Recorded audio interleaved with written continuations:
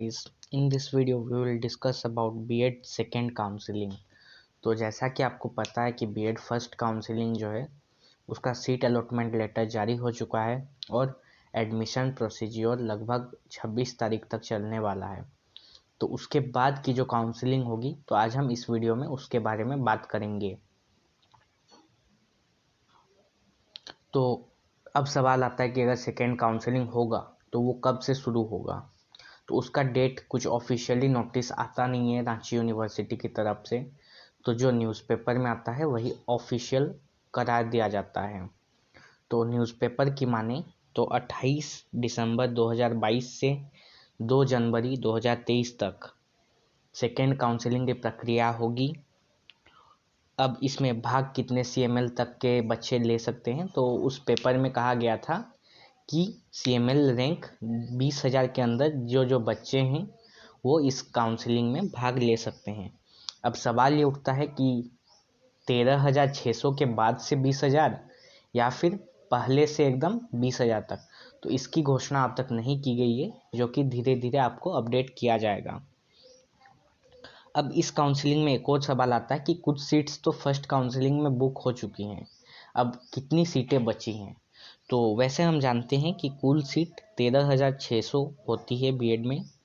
अब उसमें से इस बार 7,688 सीट्स का आवंटन कर दिया गया है, यानी कि उन सीट्स को रेफ़र किया गया है बच्चों को जो एडमिशन लेंगे। तो उस हिसाब से बचते हैं 5,912 सीट्स।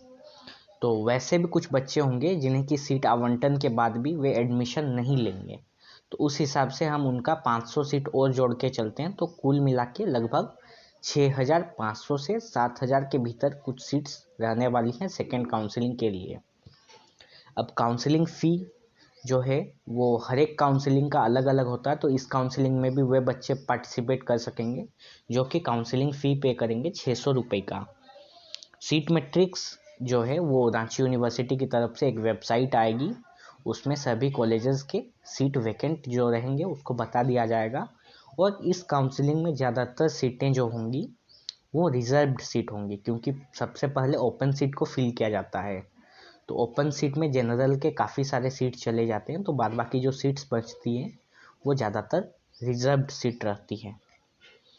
अब कुछ टिप्स जो कि आप काउंसलिंग करते वक्त ध्यान में रखना है आपको। तो आपको क्या करना है कि सीट मैट्रिक्स जो है ऑफिशियल सीट मैट्रिक्स उसका वेट करते रहना है। जब सीट मैट्रिक्स आएगा तो उसके ठीक 2 दिन पहले, जब एग्ज़ाम काउंसलिंग डेट का लास्ट होगा तो उससे 2 दिन पहले आप काउंसलिंग में भाग लीजिएगा। तो फिर एक अनुमान आ जाता है कि किस कॉलेज में कम कट ऑफ जा सकता है और उस पर आपका सिलेक्शन कन्फर्म हो जाएगा। चूँकि ये सेकेंड काउंसलिंग है और हर एक कॉलेज का सीट्स लगभग फिल होने को आ गया है, तो आपको मैक्सिमम नंबर्स ऑफ कॉलेज जो कि 10 हैं आपको उतने ही चुनने हैं।